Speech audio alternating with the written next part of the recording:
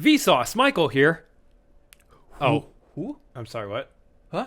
Oh, I'm still workshopping some things. Yeah, don't go with that one. Oh, okay. Hey guys, welcome to the Cinefanatics podcast. My name's Chris Adams. And I'm Robert Adams, I guess. I don't know who. We're all Michael. Yeah, apparently. Who? Exactly. Done it. That's what we're talking about today on the podcast, guys. This was such a stupid intro. Came out this week. I know. We love it, though. Guess what came out this week? Glass Onion. That is a Whodunit movie, if you didn't know. It's the sequel to 2019's Knives Out. Welcome to 2022. We have a sequel called Glass Onion. Is that why it's called Glass Onion? A Knives Out mystery? Yeah, I feel like they did that so people could make the connection. They didn't really need to do that. So is the next one going to be like Broken Doorknob, a Glass Onion Knives Out mystery? I hope so. They're just going to start stacking these names as a part of like their subtitle. One can only hope. That would be the best thing they could do. Yeah. Or they could just call it Knives Out again. Knives Out again. Knives Out again. Again.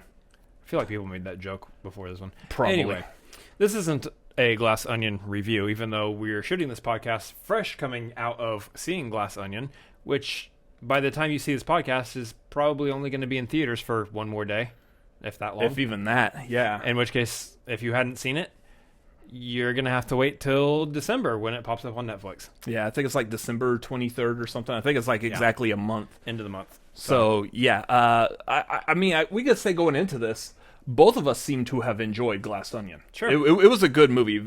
I feel like it was a lot more fun than Knives Out. But I imagine we'll bring it up probably on like Tagline or something at some point. yeah, I didn't mean for that to actually lead into a review of it. No. But just saying, we liked it. It was fun. And that being said, so we're going to be talking about whodunit movies on the podcast today. And we're going to be clear, we're going to try very hard not to spoil the goings-on of any of these movies that we talk about at any point. Because some of you listeners out there may not have watched some of these movies, and we don't want to be the ones to ruin the fun for you. Why would we do that? That would be horrible. That would be just the worst thing. That's actually, so I mean, that leads straight into probably what I would say is the first thing to talk about is the fun of a whodunit movie. Mm-hmm. For background on that, you go back and you look, of course, movies, a lot of stuff, ideas for movies are derived from books. There's a lot of whodunit movies that are actually based off of books. Also like the Agatha Christie ones. Yeah, Agatha Christie, so you've got like all of your Hercule Poirot movies, Yeah. the Murder on the Orient Express, or Death on the Nile, I can't talk. All of those come from Agatha Christie novels. You even got, this year we have that movie, See How They Run, which technically isn't based off of an Agatha Christie book, but it does involve an Agatha Christie book turned into a play, then workshopped basically as a movie. Layers. Yeah, there's a lot of layers on there, and like that was pretty decent as well. So Yeah. we've gotten some good whodunits lately. But I mean, yeah, you go back, you look at the books. Agatha Christie, some of these you can even go into like Sherlock Holmes, that like a lot of these were mystery books. Yeah. I think there's an interesting question here because those of y'all who know me out there in the interspace of the web and all that know that honestly, both of us are not like avid, huge readers. We've read books in our life. But we're not like dedicated to reading them all the time, every time. Yeah. And so we've got a bunch of movies out here, specifically of the whodunit variety, that are based off of books that we have not read. So we don't have the basis to be able to compare to the book to see what they do with the movie. But that makes me wonder, how do you do a whodunit movie when there's prior material that already exists in the space? How do you keep it fresh and alive for people who don't know or for people who do know the story? And just the same for people who don't know the story. So the answer to that is ensemble casts. That's why you get like every actor known to man in Murder on the Orient Express, Death on the Nile, Glass Onion, Knives Out. Yeah. Well, okay, even though for this example specifically, Knives Out, Glass Onion aren't based off of prior books like Death on the Nile and Murder on the Orient Express are. Yeah. But yeah, I would say that would probably be part of how you keep it fresh, is just someone who went into Murder on the Orient Express having already either read the book or seen the previous movies that it was based off of, you already know what the outcome is. You know who done it. So they're having to reach you by giving you a lot of pretty shiny stuff to look at, basically. Pretty people, pretty shiny people. Yeah. Which, here's the thing, though. Think back on Murder on the Orient Express. I know you weren't like huge on that movie. I was okay. That's the one movie I've famously been saying that it was the best nap I've ever taken in a theater. Yeah, but with that in mind, I was like, how do I recover from a statement like that? Not to shame any of you guys out there who happen to enjoy that particular movie. Yeah. But it's it wasn't my cup of tea. Yeah. So the other thing to keep in mind with that is, even though you were falling asleep because of the story, how did it look? Because I remember that movie being very, very like gorgeous looking cinematography wise, especially keeping in mind that you're having to navigate a camera and acting and stuff through corridors on a train and whatnot. Yeah, I mean, it looks like a train. Yeah. So I thought like it was shot beautifully. So all of that is what's leading into helping people who may be familiar with the story already. But the thing I think at the end of the day is that for those people, there's no surprise there. They're not like surprised when they find out who done it. Mm-hmm. Yeah. So yeah, those of y'all that are watching, at least on the video side of this, if you've watched these movies before, or you know the ending, let us know, like, what drew you back into watching this movie. If you've read the book, if you've read the books or watched the prior movies for some of these. What drew you into wanting to watch the movie, even though you already know the ending? I mean, here, the other side note on that, kind of thinking about it, is how many movies that have, like, twist endings? Let's say, like, Usual Suspects. Yeah. How many times do you keep watching Usual Suspects, even though you already know the ending? I mean, there's always multiple times because you're always looking to see if there's stuff and how the story was told that you didn't catch the first time. Yeah. But then there's also, specifically with Usual Suspects, that we both know and agree on, which is usually when you're rewatching it, you're trying to rewatch it with somebody who hasn't seen it before. Yeah. Because you want to, part of the joy at this point is now watching their reaction to find out what happened. Yeah, because some of these, like, I would say there's a difference between, like, a whodunit movie and just a movie, like, Usual Suspects isn't really like a whodunit, but it is a crime noir type of movie that has that specific twist in, like, who is Kaiser Soze. Yeah, it was just a who was it. Yeah, and that, yeah, when you watch that movie at the very end, that's a movie that lends itself to a massive jaw drop, like Sixth Sense. Like, I would say the first Saw movie had me jaw dropping. Titanic. No, that was the ship that dropped, not a jaw that dropped.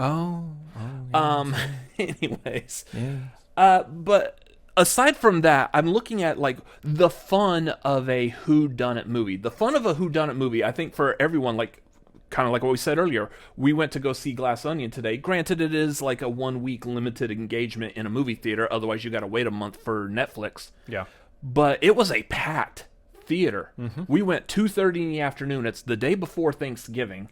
Granted, people probably have today off, so I mean that probably helped lend itself to why it was a packed theater. No, I'm not coming in today. Don't you know there's a Knives Out movie that's only here for a week? Come on, I got to go to the theater right now, Mr. Boss Man. You got to let me go. Do I get vacation time for this? I don't know. Make it work somehow. There's a movie playing. I got to go. Yeah. That doesn't work. I'm sorry, movie? You're getting out for a movie? It's the new strain of whatever that's going around. It's called a movie. Oof. Anyways, so you go to it. I feel like almost everyone who watches a whodunit, almost everyone in that theater today, sat down in their theater seat. They were fully awake. They were ready to absorb this movie and see if they can figure out the mystery before the end of the movie. Can they figure out who done it? That's the fun of these movies. I think back now, you were saying that, like, we're not book readers. When I was a kid, and I know you didn't really do this either. Neither of us really read, like, the Hardy Boys or Nancy Drew, any of those kind of books. I don't know if you ever picked up on this one. I loved Encyclopedia Brown. So if you're not familiar, Encyclopedia Brown, I wanted to encyclopedia, freaking Encyclopedia, freaking How I Met Your Mother. Swarley? Yeah, Swarley. Anyways, that book, those books were written by Donald J. Sobel, I believe. The books consisted typically, they consisted of like about 5 short stories involving Encyclopedia Brown. He's a boy genius. He would go and listen to mysteries done by like local neighborhood kids. His father was like a police chief, so when his father couldn't solve a crime, he'd bring back like the notes and stuff. Everyone would talk to Encyclopedia Brown on this case, their version, their sides, their whatever they witnessed, and seemingly throughout what they would say, he would solve this mystery. Real quick example, one of the ones that stands out in my mind is his friend Sally, who was also his bodyguard because he was a bit nerdy, would always get bullied. She went on a date with like another nerdy type of guy that was trying to prove himself. So they went to a movie, and after the movie, the nerdy guy that's trying to impress Sally gets into a fight. He does that. He takes off his glasses and he puts them in his shirt pocket. He gets into a fight, like full body blows are going on. After the fight's over, he gets himself up and he dusts himself off and he takes out his glasses, puts them back on his face. Like, well, I tried defending your honor and whatnot. The issue, the solution is the story expressly said he got punched in the chest. Had he been punched where he got hit, his glasses would have been broken, but he pulls them out of his pocket, puts them back on. It's that kind of like little details that they wrote into these books that if you're an astute reader, you're catching up on this and you're picking up and you're like, oh, he was lying the whole time. But if you're watching it in a movie, it's an otherwise innocuous action that happens. Yeah, and it's something that could happen. Again, not to spoiler details, but there was something that happened in Glass Onion that I picked up on that later on is a point of contention. It actually is meant to be something. Yeah, I picked up on it, and it didn't give me enough to solve the whole thing, but I was like, that was a little odd that they did it that way. It's one of those brief moments where you actually catch the thing that's happened. You go, okay, well then I know if something is going to be in regards to this. But the fun thing about these movies is what is something that happens for the plot of the killer, and then what is something that the movie is intentionally trying to mislead you on. Because that's what these movies do a lot, is they do a lot of misdirection. Up to the point where at this juncture, I've seen so many of these that I'm like, okay, that's definitely misleading. That person's not the killer. That person's not the killer. Well, they're trying to make me think they are right now, and they're definitely not. So you know the part that I'm talking about in Glass Onion. Yeah. Later on, they bring up this part again. Benoit Blanc brings up this part, and he says, and this happened in front of all y'all. All of y'all saw it. And I'm like, well, not really, because, I mean, for the blocking of where the characters were set up in that scene, there's a very good chance that they didn't notice or see this. We did as an audience, because the camera was pointed at it. So that's the point, though, in the movie, where the detective, the person solving the case, isn't talking to the characters in the movie. They're talking to us in the audience. Yeah. Which is another feature of these movies that I really enjoy, is when rope you in. Is when you, the audience member, now are part of the movie itself, and the individual solving the case is no longer talking to the characters present. They are talking directly to you. Which was See How They Run actually played up that with the whole thing. Well, what you have just seen was a murder, and now you are an accomplice. You're an accomplice to a murder. Yeah. So it is up to you to not tell anyone else about what you saw tonight.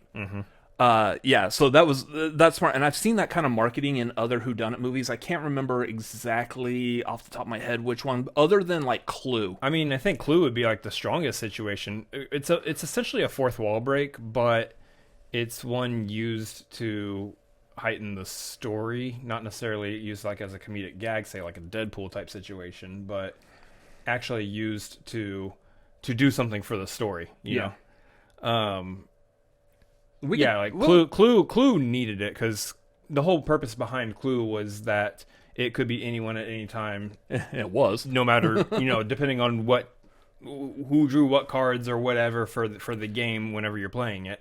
It could be anybody So in I any don't- room using any weapon. So I actually do want to talk about Clue for a minute because it is such a pivotal movie in the genre of whodunits. Not just because of how it was made, or kind of go back to the same thing.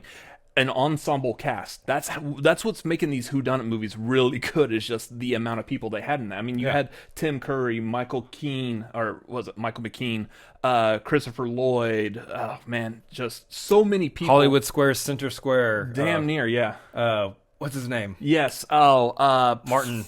Yeah. Martin Mull. Martin Mull. Martin Yes. Mull. Got it. We got it. Is that 15 seconds? I might be confusing Michael McKean for Martin Mull. Yeah. Yeah. I think maybe you are. Oh, no. They're both in that movie. That's right. Michael McKean is Mr. Green. Okay. Martin Mull is Colonel Mustard. There you go. With the candlestick in the observatory. The peak Colonel Mustard. He is who I think about when I think of Colonel Mustard. Damn near. So the reason I bring this up is not only because of how well it was made, but I don't know if you or like the audience may know like the history of that movie. When it was released to theaters, I'm pretty sure. So it's not really going to spoil anything, but that movie has 3 different endings. Yeah. Yeah, it's like you were familiar with that. I think at this point, the movies that particular movie's been out long enough, and that I'm not going to spoil the endings. It doesn't but, spoil the endings, but the fact that movie does go in that direction is just it's based off a board game. Yeah.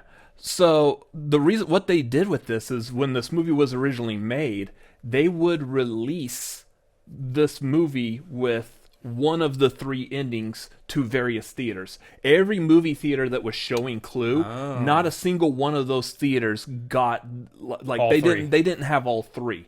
So your ending that you got in during your showing could depend on which theater, at what day, at what time you went to go see it. So was it that every theater had all 3 endings? They just played each one at a different time? I can't remember. So if you saw it at like 2:30 in the afternoon, you would see one ending, but if you saw it at 7 o'clock that evening, you might see a different ending. I can't remember if they actually had it that way. At that point, because the movies were still being shown on film, so you're talking about one movie is a massive. You have to take the reel off. Massive rolls of reels of film. Yeah.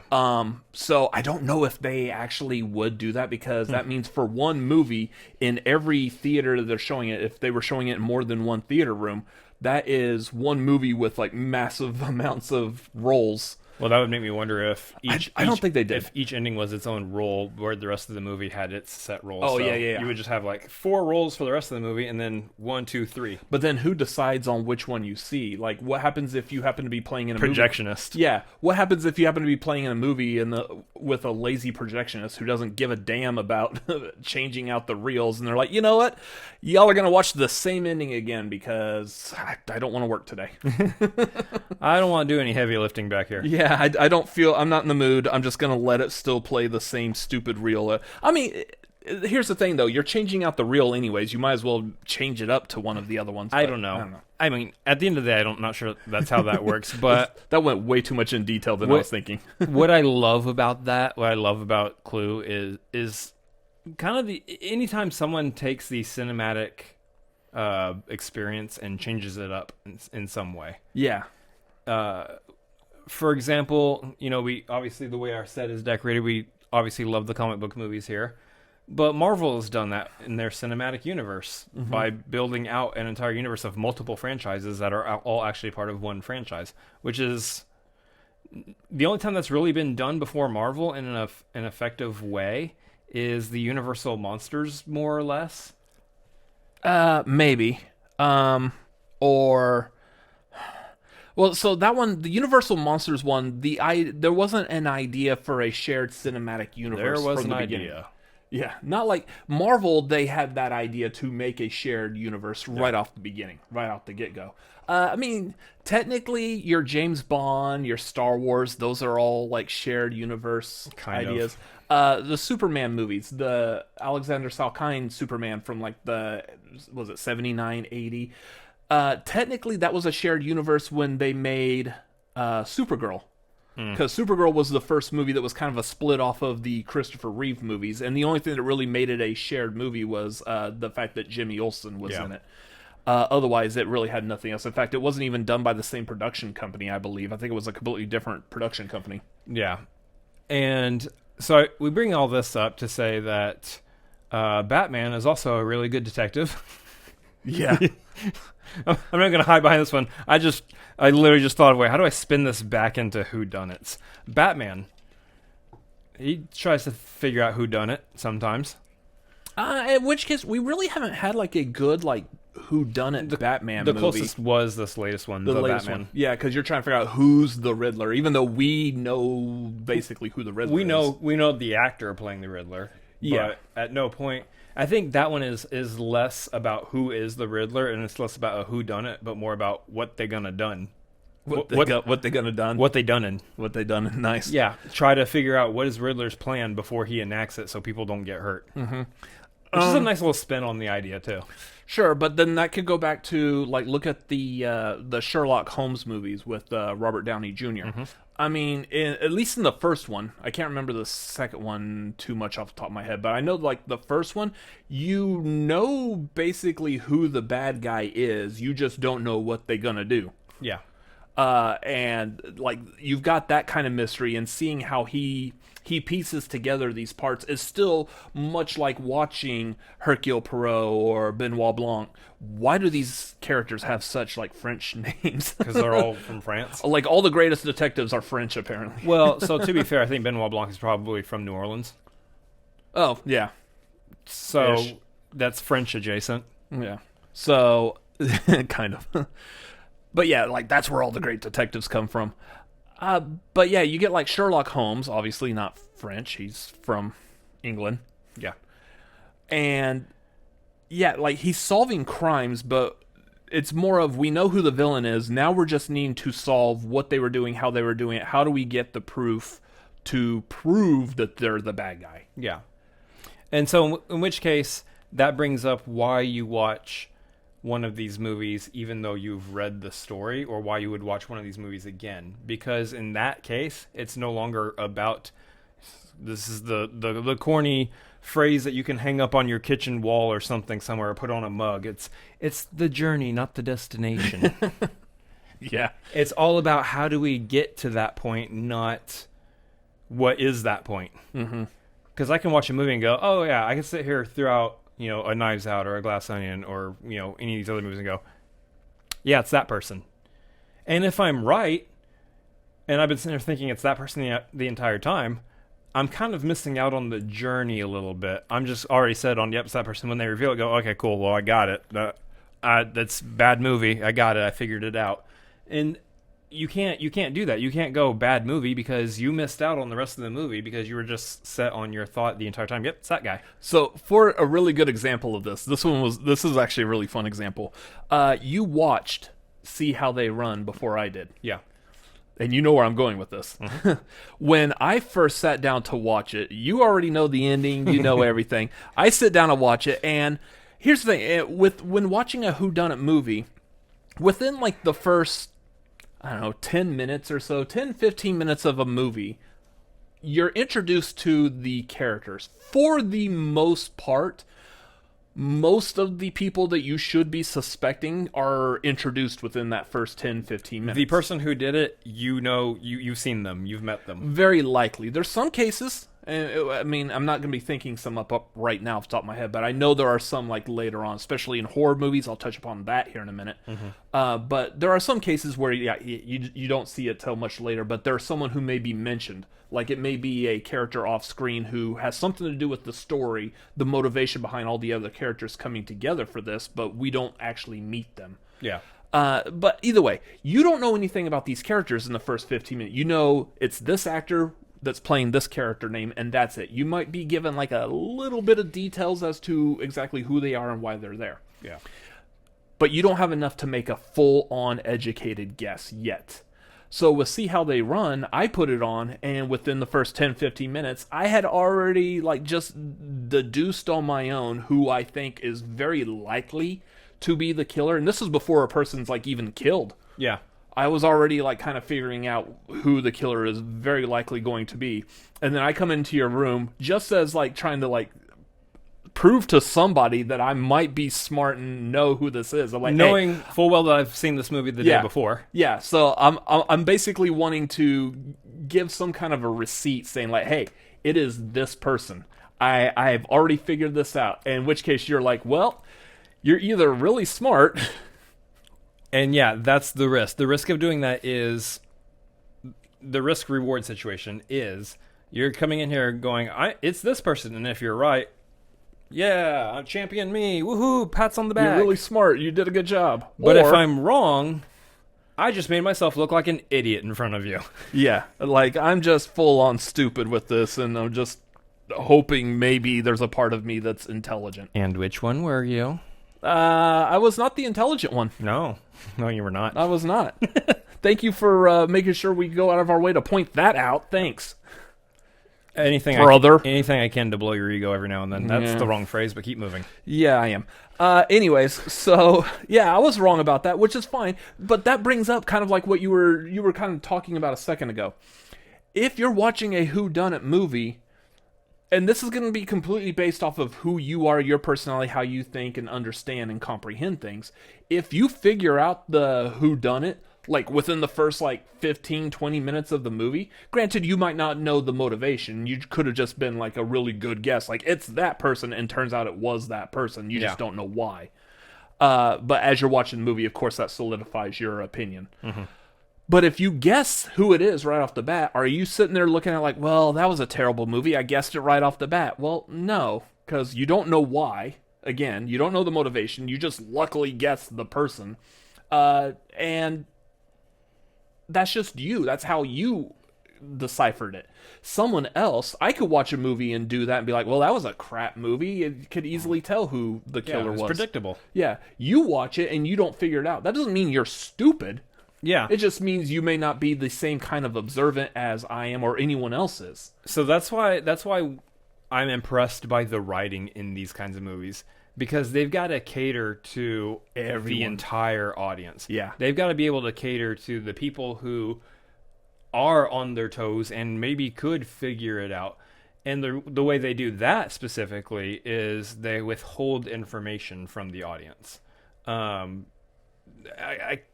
Every time I try to go into one of these movies and try to figure it out, every time I'm trying to pinpoint it's this person, it's that person, there's always information that they don't show me until the last 20 minutes in the movie. Mm-hmm. That if I had that information in some form or fashion, obviously they're not going to spell it out for you and hold your hand with it.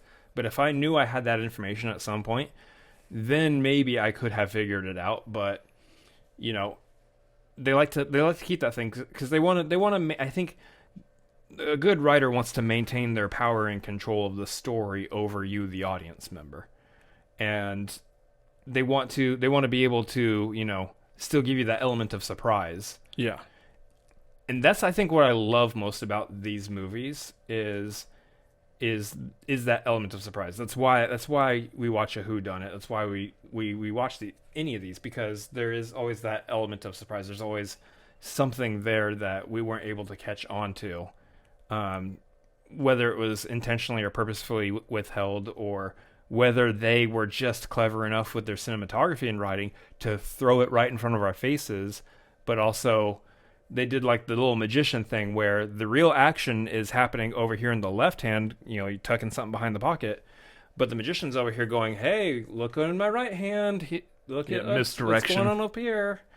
But meanwhile, if you were actually thinking about, I should be paying attention to everything, I should be paying attention to every little incremental detail, you would see the magician's left hand going behind their pocket. You should be going, he's doing something back there. So for a nice little personal aside on this, anyone who knows us, they know that our father is a magician. Our father is a magician. We've grown up in a household with a father who performing magic tricks, doing magic shows and stuff. So we've seen not only him testing out tricks on us, trying to see how good these tricks are, or trying to see if he can fool us or any of our family members, but we also grew up watching all the David Copperfield specials when they came on.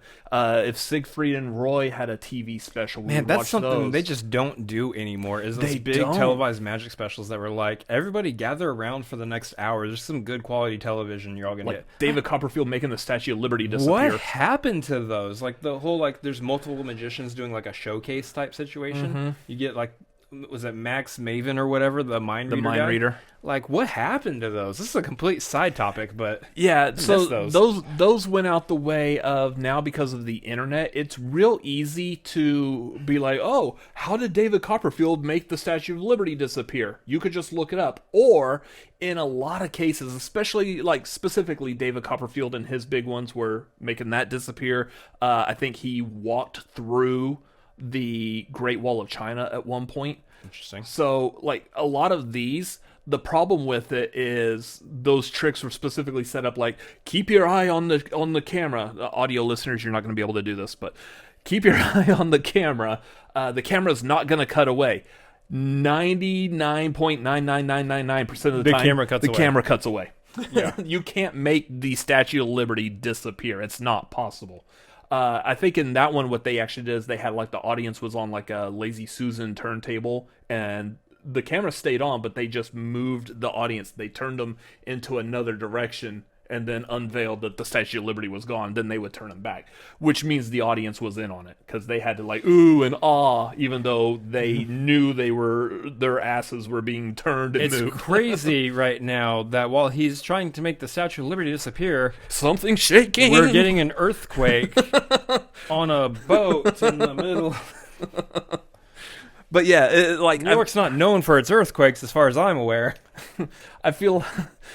By the way, we're not spoiling the movie. We will spoil those '90s magic TV shows, though. No problem. Oh yeah, the mind reader guys, they forced you to pick the one. Yeah, They know exactly what you're picking. Max Maven was the one that was popular for putting up like maybe pictures of cards on the screen, and then it like pick a card. Now go down to the nearest diamond, and then left over to the nearest. Or they do like celebrity faces or whatever, and yeah, your finger would end up on somebody, and they'd be like, "Get your finger off of my nose!" Yeah, no matter where you started at, you would always wind up at the same place. It's a mathematical equation. It's not a magic trick. Also, that was they really encouraged you to touch the TV screen. When Mom and Dad always told me, "Don't touch the TV screen," because then we have to wipe your oily, nasty finger dust off of it later. No, you need to be sitting like 10 feet away from the screen because it's going to hurt your eyes. Like, I already wear glasses. How much more damage do you think I could do to my eyes? Right.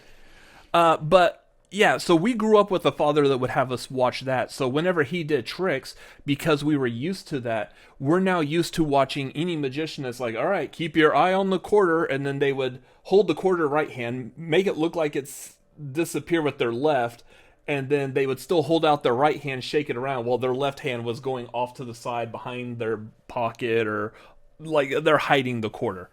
So, like, we're always watching that instead. Magnets and fake thumbs. Magnets and fake thumbs. Yeah, the fake thumb. Anytime they make a handkerchief disappear, it's a fake thumb. It's in a fake thumb, in which case, again, they are waving it right in front of you, and you don't see it. If you know there's a fake thumb, you can see the fake thumb. You Yeah. can see, like, the line break at the bottom of the thumb.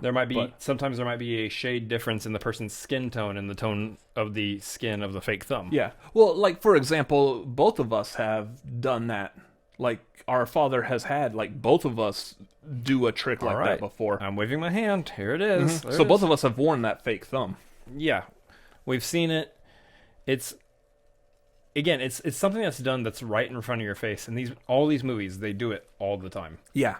So it's all about that misdirection, and in which case, yeah, that's basically what the writers of the movie are doing. They are layering that misdirection and stuff. So it's just a matter of, again, cinematography, how it looks, get the ensemble cast, so your brain is paying attention to, ooh, I'm seeing this person over here, this person's over here doing this. Like, for example, Glass Onion. You had Kate Hudson was a very loud and rambunctious character in this movie. Every time she was on screen, she's like, look at me! That was the point of that character, was to look at her. In fact, at one point they are actually saying that that's what they're doing, is you are purposely looking at her while something else is going on.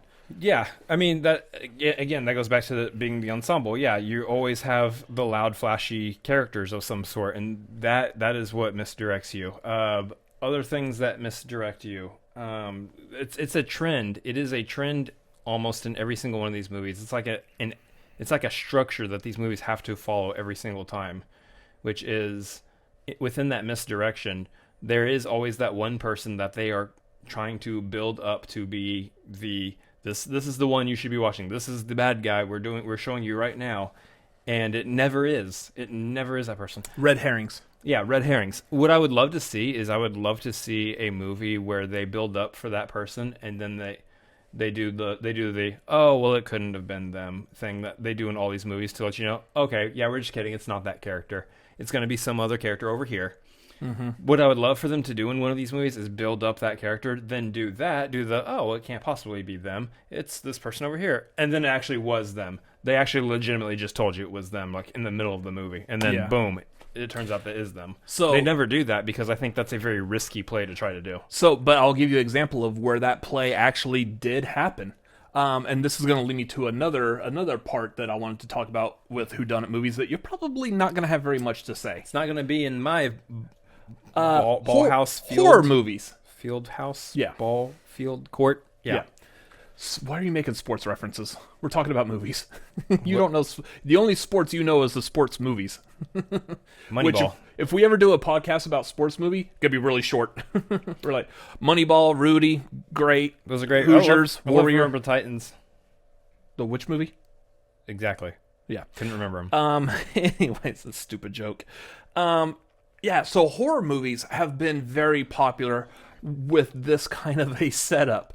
Especially like your slasher movies, like late 70s, 80s, and then they did it a couple of times in the 90s, especially on the advent of the Scream movies repopularizing the whodunit slasher, basically how it was set up. So I will say for Scream, there's not really a way of saying this without at least spoiling a part of Scream. So I'm going to say this. If you haven't seen it, you don't care. The person wearing the ghost face mask is the killer. No. There's a part in that movie where a character is... This was, again, keep in mind this is the mid-90s, so cell phones aren't really prevalent yet like they are today. Calling the home phone. Well, no. They show this character, Cubs, climbing in through a bedroom window, and he immediately drops the cell phone. And that is, in the case of this movie, that's what makes him immediately suspect number one. Because why would you have a cell phone on you? No one has cell phones in the mid-90s. That was the big clue. That was the big red herring. Unless you're a big, rich, office worker, and then your phone is a brick. In which case, he wasn't. He had, it looked like either, the small Nokia brick, or, I think it was, an old flip phone or something like that. But there's so much of the movie that is focused on him potentially being the killer because he had a cell phone, and there was no other reason for him to have that. Yeah. He's the killer. But again, he was the killer. And that was the whole reason that they showed that, is just to flat out tell you, hey, by the way, this guy is the killer. There's no other reason for him to have a cell phone. The only reason they show it falling out is to flat out tell you he's the killer because he has a cell phone. But that's one of those things where it's right there in front of you, and maybe some people like yourself would have caught that. Maybe you catch it more on a repeated viewing of Scream. I didn't catch it the first time I watched it. Exactly. If I was watching Scream for the first time right now, I'd probably be like, that's kind of weird that they did that, because they haven't really made any references to cell phones until now. Yeah, so upon repeating viewings, that's something that you catch, but the first time around, you don't catch it. That's, again, an example of something that they like to do where it's right in front of your face, but it's still hidden. Yeah. It's hidden right in front of you. Now, the fun thing with that, though, is the timing. They could have only gotten away with that, using the cell phone as the red herring, basically. They could have only gotten away with that in the first Scream movie. If you go and you watch Scream 2, they try to lead that path again when someone's calling, Gail, Dewey, or whatever. They're out in, this college campus quad area. And they're like, well, we just got to find the person that has a cell phone. And so they look around, and everyone's on a cell phone. Within the course, I think that was 1 year later. Not only just in the story of the movie, but also in how it was actually filmed. Yeah. Within the course of 1 year, we've gone from, well, that's odd that someone would have a cell phone on them, to, well, we've all got cell phones now. Just got to get used to it. Yeah. It's so funny that the first Scream movie was able to take advantage of its place in time to make that a thing, a point. Yeah, and it's not necessarily something that you can recreate now. No, obviously. You can't, because nowadays, because of cell phones, specifically in horror movies, every horror movie you have to deal with the fact that these cell phones need to stop working. Yeah. Not get service, not have signal or anything. So it's a really bad cliche in horror movies. But going back to the horror movies that set up the whodunit of the slashers, Scream is easily probably like one of the most popular ones of modern day. There's a lot of like earlier ones. The first Friday the 13th was a whodunit. The fourth, was it the fourth or fifth one? The fifth one, I believe. Yeah. The fifth one was also, they went back to a whodunit because they had effectively killed Jason in the fourth one.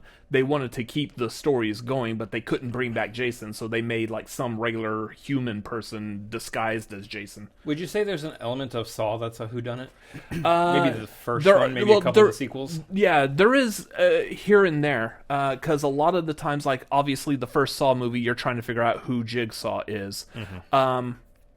It doesn't really come back up again until probably like the fourth one, because by the fourth one, Jigsaw's dead. His apprentice that we know of is also dead, so it can't be them. There's still someone running these games. Who could it possibly be? So we've switched back into that whole whodunit again. Right. But yeah, like a lot of horror movies, they grab people because of that whodunit element. I mean, there's so many, like My Bloody Valentine, The Prowler, like all of these movies deal with trying to figure out who the killer is. And they're so much fun to watch, even though, like, I know you don't like horror movies, and some of these, especially like in the 80s, they can tend to get a little graphic, but they're so much fun trying to figure out and piece these together. What also makes it fun is, again, going back to the writers, is if you end up with a writer who may not be on top of their game, in which, like, the obvious killer is right here standing in the room with all these other people, but yet we're supposed to believe that they're on the other side of town killing the sorority girl that's alone in her sorority house because all the sorority sisters have gone home for Christmas or something. That's not really a reference to Black Christmas, even though that is an actual whodunit, sort of, also. So, yeah, like, that's also something that's really prevalent in those horror movies, specifically, like, in the slasher kind of genre of horror movies, and they're so much fun. It's one of the other things I really like about those kinds of movies, is trying to guess who the killer is. Yeah. And I love it when they do it nowadays. It's really, it's awesome how they set that up, because you can't just flat out tell people, well, you gotta guess who the killer is. You gotta make it like a mystery. So, movies like, recently, like Barbarian, it wasn't necessarily a whodunit, because that's not really a whodunit movie, but if you did it right, you have no idea what's going on in this movie, or what the killer is, stuff like that. Malignant was definitely a whodunit. It just had a nice little twist on that whodunit by the end of the movie. So all of those are just different forms of whodunits, but they play with the audience so well. I would like to see this in more genres if possible, but I don't know. Well, I don't know. I'm kind of like element. I'm kind of thinking out loud, because I'm trying to think of like what other genre really could use a whodunit that hasn't been done before. Glass Onion was a lot more comedy than Knives Out. I thought of one that was in a completely different genre also, and I've always claimed musical. No, rom-com. I'll bring this up because this is kind of a whodunit, but it's a different spin on a whodunit. It's who done Ryan Reynolds in order to produce a kiddo. We call it Definitely Maybe. Oh yeah. Where in that movie, that's more of a whodunum. Yeah, who done Ryan Reynolds? Who done him? Who done him? Who done him and produced a kiddo? Yeah, so in the movie, he's a father telling his daughter... Glad it's on Ryan Reynolds and not the woman. That would just be bad. He's telling his daughter the story of, essentially, How I Met Your Mother. Bob Saget? No, Ryan Reynolds. Oh, okay. He's telling the story of how he met her mom, and then at the end, there's like three women. There's three women in the story, and she has to try to figure out which one of those three women is her mom, which is kind of weird and twisted if you think about it. Like, hey, just to let you know, I slept around with three women. One of them is your mom. The other two, they were just a good time. Yeah, that's a weird thing to tell a kid. All right, well, I'm glad you had fun, Dad. For context, real quick, I have not seen this movie, so I've yet to experience this. And it's a great movie, and I don't know who the mom is. So. No, I love the movie. I'm not going to say who the mom is either, because that's the key to the movie. Yeah, You're supposed to sit there with her and try to figure out, based on how he's telling the story, which one of the three women in these stories is her mom. That's fun. And in this instance, it's a little bit easier to figure out because you have one of three options. Mm-hmm. It's not going to be like, I'm presenting to you three women. Oh, no, just kidding. It was Becky who was in the background of every single one of their stories the entire time. Okay. No, it's not that situation. I thought it's one of the three women. I thought you said, like, it's a lot easier because it's one of the three. I'm like, oh, so this isn't like the story of my life, like, back in college. And like, well, it could be any number of, like, 20,000 different people. I mean, I'm just saying, no, I'm not trying to brag or... Let's change the subject. That was supposed to be funny. 20,000. He said 20,000. The number he went with for this obviously fake story was 20,000. I was trying to go with something that's just absurd. Just absolutely absurd. Your body count is legitimately an actual percentage number of the city of Austin. Pretty much, yeah. Good Lord. No, it's one of three potential women, so you can kind of figure out. But then it's about where does the story go from there once she also figures out which one is her mom. Mm-hmm. Kind of like How I Met Your Mother did a similar thing where, you know, once you tell you the story of How I Met Your Mother, then there's a little bit more story to tell past that. Kind of like we meet the mother at the end of the 8th season, but then there's that really bad 9th season that we see like the mother interacting with everyone except Ted. Interesting. Anyway. What? Yeah. It's like 9th seasons apparently aren't great for TV shows or something. Well, some of them don't even exist. Scrubs. Yeah. Anyway, so... yeah, that's what I like is when you can take that mystery genre and intermingle it with another genre. That was a good example of a rom-com. Like, how would you mix the mystery element into a rom-com otherwise? I mean, you could have a situation maybe like You've Got Mail where we're not actually just introduced to both characters. Mm-hmm. In that situation, you might be able to do like a spin on that. Obviously, that's not the actual movie we get with You've Got Mail where we are introduced to both characters, but maybe you just follow Meg Ryan's character the entire time, and you're trying to figure out who is this person that she's talking to. It's got to be someone we've met at some point throughout the rest of the movie. Yeah, it's one of the other, and in which case, I think that's another reason why you see so much of an ensemble cast. Because I think in some of these that if you were to do it, let's use the cast of You've Got Mail for example. If it's Meg Ryan, Tom Hanks, who all else is that? Greg Kinnear, Dave Chappelle, briefly. Yeah. Like Gene Stapleton is in that, I think. Steve's on, yeah. And like, if this is the cast that you're working with, and it's Tom Hanks. Yeah, you're like, well, it's got to be the other big name in this. It's got to be Tom Hanks. So how do you solve that problem? You hire a cast of like 10 big names. Mm-hmm. So you're like, well, very likely it's probably going to be one of the big names, but I don't know exactly who. Yeah. You get like well-established actors. You get a mess of them, mm-hmm. and you try to figure that out. Yeah, because you don't want it to be like the person who has been like an extra in the movie the whole time. Yeah. So, anyway, that's there's a lot to go in on about these kinds of movies. I mean, there's a number of them. We could even do like a whole podcast episode where we're actually talking about the actual spoilers of these movies and how the movies played them out specifically. Mm-hmm. Which, you know, that's a thought. That's an idea. It might be something you could let us know in any comments or anywhere that you can reach us if that would be something that you would like to hear or see. If we just actually like at some point do a deep dive specifically on Knives Out and Glass Onion. And how they kind of relate to each other, how they share some similar themes and some of the of what they did in the movies. Because there's definitely some connective tissue, I believe, between the first two about who and how and why and where and when and what. So that narrows it down to a question that you have going into any whodunit movie. Exactly. Yeah. Who, where, when, how, why, and what? Yeah. I said what twice? Dodge, duck, dip, dive, and dodge. Yeah. Yeah, so, I mean, that could be fun to do something like that, but I don't know. Yeah, overall, yeah, these movies are a lot of fun to watch. I think there's... Except for Murder on the Orient Express, it was a lot of fun to take the naps that I did. Yeah.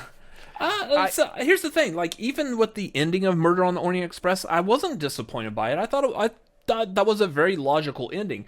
I don't think you can do that ending a lot. I will say I need to rewatch that movie. I think I was just really tired that day, to be honest, and it was kind of a slower paced film, in which case slower paced plus I'm really tired. Usually not the best mixture, Pop some coffee in me, and I'm there. I'm ready. So I probably do need to watch it again. But at this point, we're back to that same topic.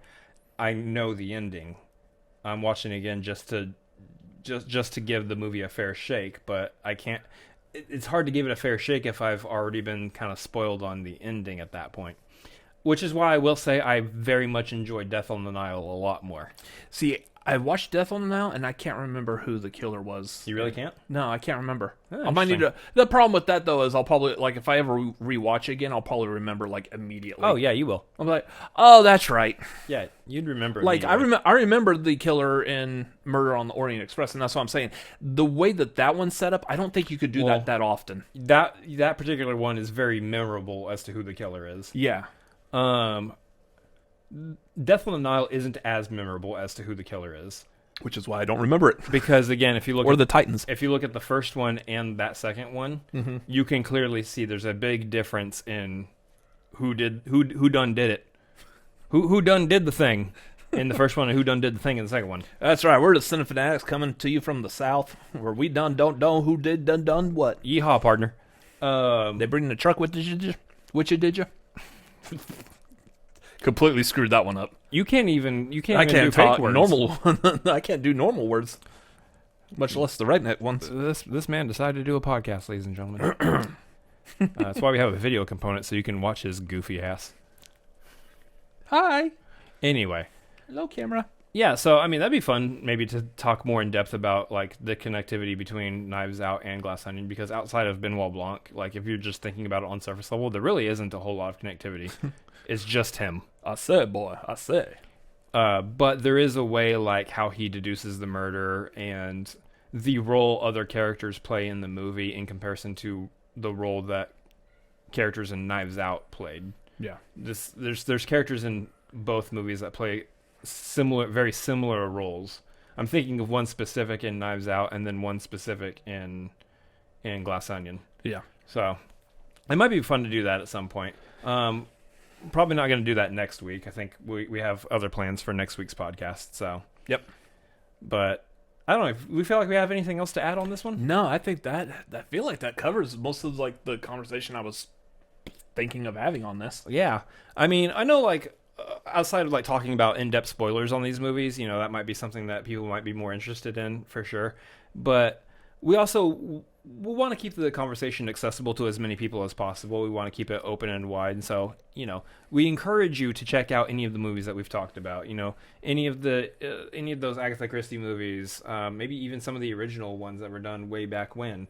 The Knives Out, Glass Onion movies, and of course all these basically also taking a page. I feel remiss if we don't at least say the title of "And Then There Was One," because I feel like that's the first and foremost one of the big ones that a lot of these movies and the books have all basically based their idea off of. Based their idea. I can't English at all. Very based. You're being very based right now. Yeah, that's what they're all relying on, is that essential storyline that was set up, and I think that was one of the original first and foremost ones to tell that kind of a whodunit story. Yeah. So I mean, the ones we mentioned here are the ones that we recommend you check out. See How They Run, I believe, is on HBO Max right now. As of right now, yes. As of the recording of this podcast, I believe that's on HBO Max. At the end of December this year, Glass Onion will be on Netflix. Currently, Knives Out is not available anywhere because they want your money. Yeah. If you don't own it, they want you to rent it. So that's how that works. But yeah, also, again, going back... Death on the Nile, I think, is also on HBO Max. I don't know if Murder on the Orient Express is. Probably.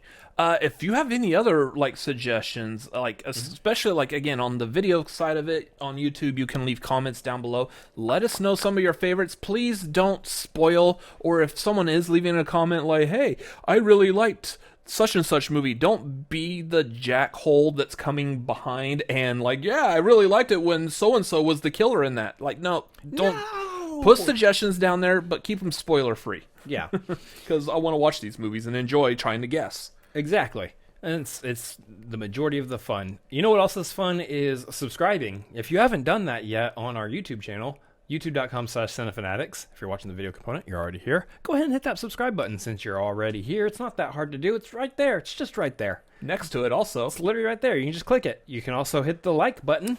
That's also just right there. It's not that hard. It's a little scroll. A little scrolly scroll. You'll get there. Click them. leave a comment. Tell us how you enjoyed the podcast this week. If the audio actually sounds good or not this week. We'll see. Here's hoping. So far, so good. Looks good on this end so far that we're filming, so. Yeah. Let us know how you enjoyed it. Again, let us know what your favorite Whodunit movies are. Any of the ones that we've mentioned, your favorite parts, whatever. Again, maybe don't spoil things, but whatever. On the audio side, we appreciate you guys listening. Go ahead and rate us wherever you can rate us at. Give us that 5-star if you really love us, and we know you do.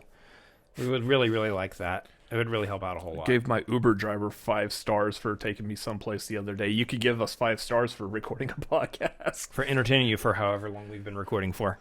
Almost an hour. There you go.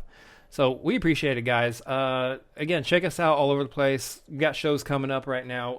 Tagline is coming up. I think we got one coming up for this Wednesday. Yeah, the tomorrow, as you're watching or listening to this on the day it drops. Yes, so come hang out. I know we're going to have a lot to talk about this week, too, because there's a lot that happened last week, and I'm sure there's a lot that's happening this week already. Yeah, we didn't do Tagline last week because of Thanksgiving, which this is so funny because it's technically the day before Thanksgiving right now. So at some point, you can just move past that thought, and we'll just understand. Yes. I love how this works. Anyway, we've got a bunch of stuff that we're going to be covering on Tagline, so make sure you tune into that. It's our live show, cover movie news, all that sort of fun stuff. We aren't doing another marquee for this month. We're going to have a marquee for couple marquees for December. At the time this is coming out, the next marquee is going to be Christmas horror movies. Yes. So I'm going to dive into, like the Silent Night, Deadly Night movies, or Black Christmas, like I mentioned earlier. That being said, we do have our most recent marquee available on the channel, I'm sure. Food movies. Food movies, where we're talking about movies that deal with food. That was a lot of fun to do, also. I enjoyed that one. I'm sure it was fun. Yeah. There was that one thing that happened that one time. I'm sure that was a blast. I'm sure it made me hungry, and I made reference to being hungry while we were doing it. I still think Chef is S tier. Hey, Chef is absolutely S tier. Hopefully that's where we end up putting it. That is where we put it. That's where we put it. We'll see how well this ages. Anyway, guys, we appreciate y'all being here. You can follow us all over the place online. Twitter, if it's still around, Instagram, at Cinefanatics MLP. You can also follow me at Chris Adams MLP on Twitter, Instagram, and Letterboxd, as well as twitch.tv/Chris Adams MLP. Did I just mess up my own name? Twitch.tv/Chris Adams MLP, where we're playing games and having a lot of fun. Or you can follow me at Twitter, Instagram, and Letterboxd at Robert Adams MLP. You said or like it's a like or, they have yeah. one You or can choice only of the follow other. one of us. You can't follow both of the Adams brothers. Okay, that's the rule intended by whatever deity you worship. But you can follow me at Robert Adams MLP. What, did you not know Chucky head was behind you? Has that thing been sitting up here this entire time? That Chucky head, yeah. That's terrifying. Anyways, the video people enjoy that. Audio people, he just got scared because there's a Chucky head on the shelf behind him. No, that's to encourage people to go to the video. Oh, well, come watch the video and watch his reaction to that. Again, and you can follow me at Robert Adams MLP on Twitter, Instagram, and Letterboxd, or whenever I stream on my channel, it's youtube.com/at Robert Adams MLP. Don't ask. I don't know. But yeah, I think that's going to do it for this episode. Guys, we appreciate y'all watching, listening, and doing all the things that we just mentioned, all the social media and the subscribing and the rating things. And we're gonna catch you on the next one next week. Yep. Yeah. Bye. Deuces. Crazy outro phrase again. Yeah. Still workshopping crap.